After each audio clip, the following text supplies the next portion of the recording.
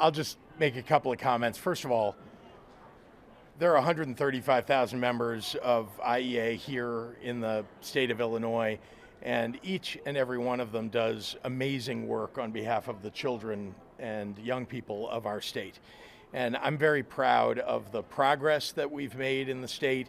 It's in part because of the excellence of the teachers that are in our schools, and in particular, in Illinois, we stand up for public school education. It's important that that is the foundation of the U.S. democracy.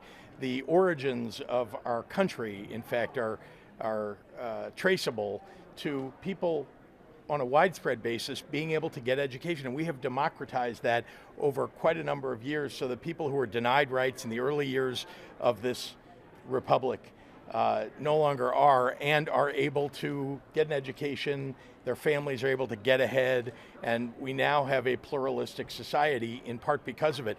Tearing down the Department of Education, tearing down public education in this country is tearing down democracy in this country.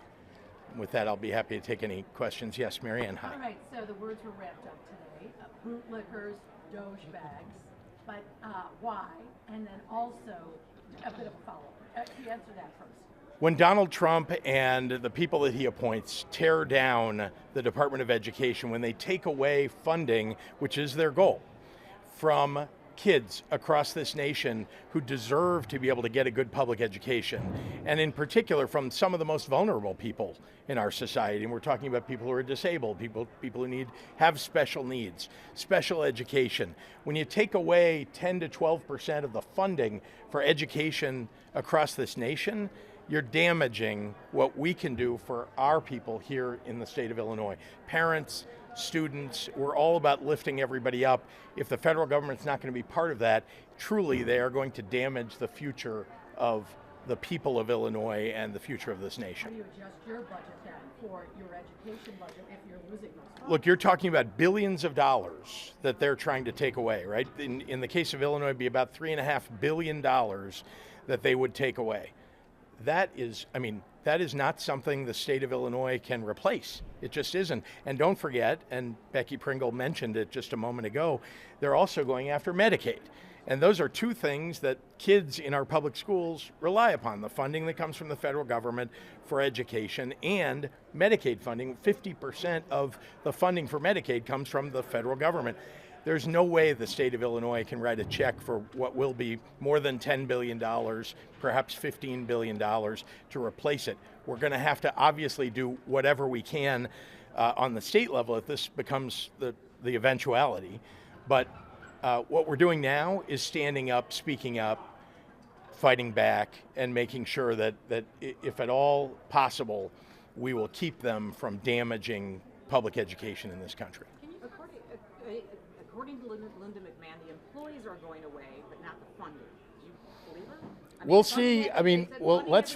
Let's listen to and watch the Republicans in Congress, because she may be saying that, and we see that Donald Trump tends to say things and they turn out not to be true at least 50% of the time. And so you don't know really what they're trying to accomplish, except if you listen to members of Congress, they're fine with taking away the funding from the Department of Education. But if they don't, great, send us the dollars. We'll make sure that our kids are receiving the kinds of programs and services that are necessary. But I think every child in the United States should have a standard by which we all live by, right? One of those standards is that every disabled child should be able to get an education, that every one of the kids who qualifies should be able to go to college.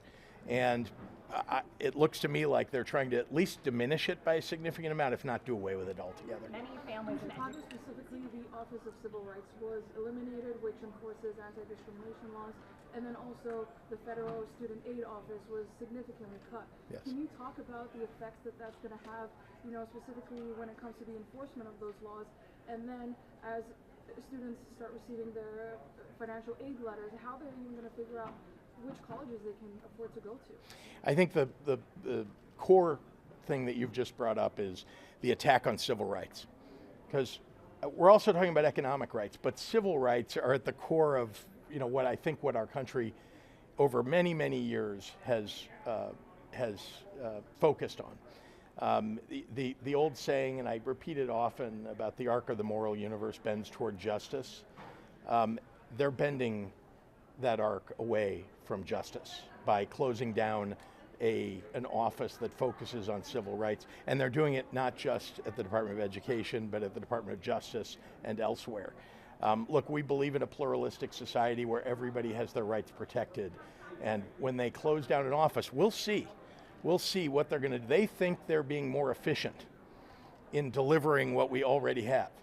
That would be great. I'm for efficiency too. I think all of us are. The question is, can they deliver those services without the people actually running them and operating them and determining that there needs to be some effectuation of justice in our schools across the country? Many schools and families are very concerned about school food programs. Yes. Which are run by the USDA.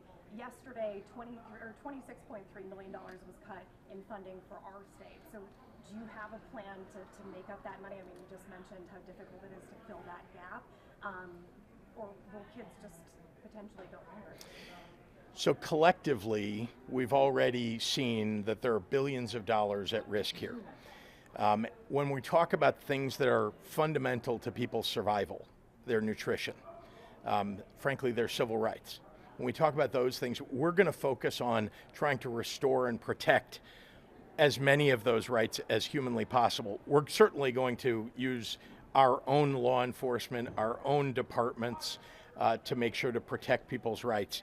But I'm sort of pointing to the idea that there for sure are going to have to be made decisions at the state level, if they cut billions of dollars of funding, about how we're going to go about doing everything we can with a lot less funding to try to accomplish those same goals. I don't think, honestly, that we'll be able to do the kind of job that people deserve to have done with the federal government getting out of the business of supporting these, what I think are things that working families across the state and the most vulnerable people across our state have come to rely upon. Yeah, Olivia.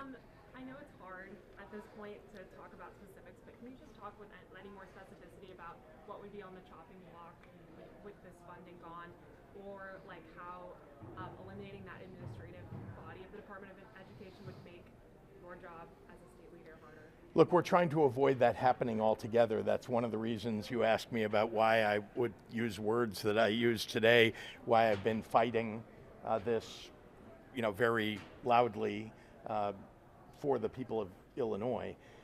And the answer is because we don't want it to happen.